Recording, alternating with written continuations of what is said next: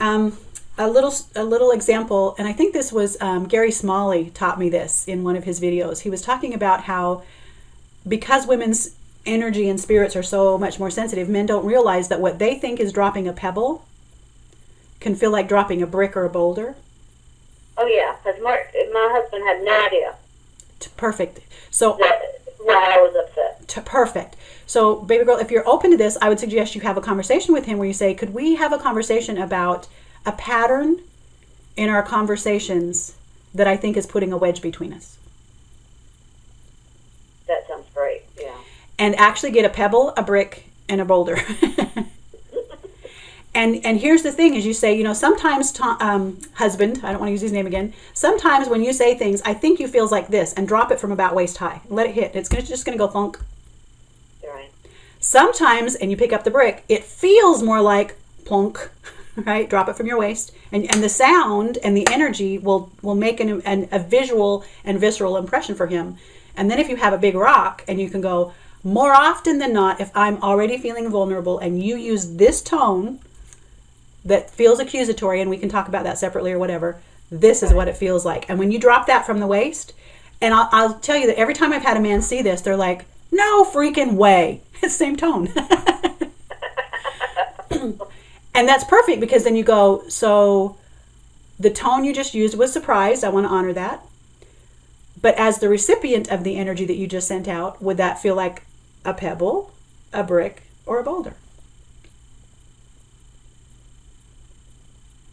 Yeah. And once they get it, it has to be a heart visceral, right? It's not a head thing. It's got to be a heart thing where once they get it, now we can start making some changes, because we get to say, time out.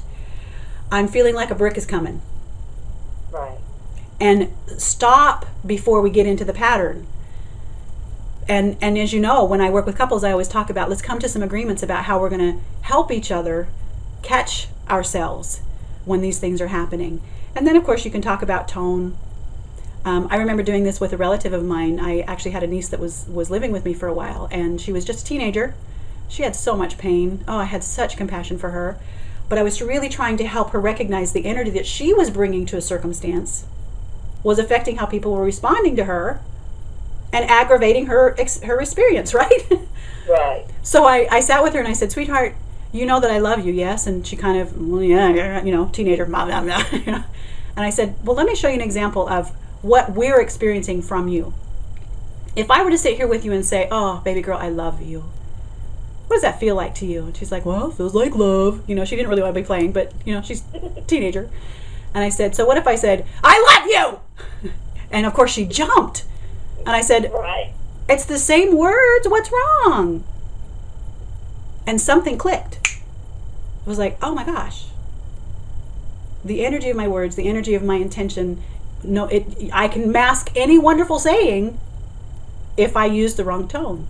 And she started shifting from there. She was living with us, remember. So that part started shifting. There was still other stuff we had to work through. I want to be honest, but just being able to have that conversation with her, if everyone could have that conversation with the person they adore, I think it would start changing some things. Right. I think that's a fabulous idea. So I think that's part of my anxiety today is the guilt or the sense that what threw things off was the way I react. I mean, to him at least, it's the way I reacted and what I said when I said, go back to being quiet. Right. When not talking to me, that he didn't understand what he'd done. Exactly. That, and he was so upset. Exactly. And then he was hurt, and see how ego, because I attacked back, which was an ego thing. I talk about in relationships what I call ADD. When we're in a and I hate to use this word, but it's the truth. When we're in a hostile conversation, I attack, right? I defend myself, right? And then I deny that you have the right to be offended by what I just did. Right? It's ADD. Right, and we guys did that last night. And we absolutely. And guess how I learned these things?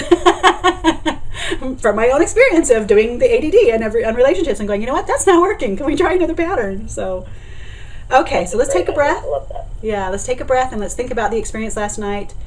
On a scale of 0 to 10, who didn't put her up? And let me try it again. Who didn't put her up?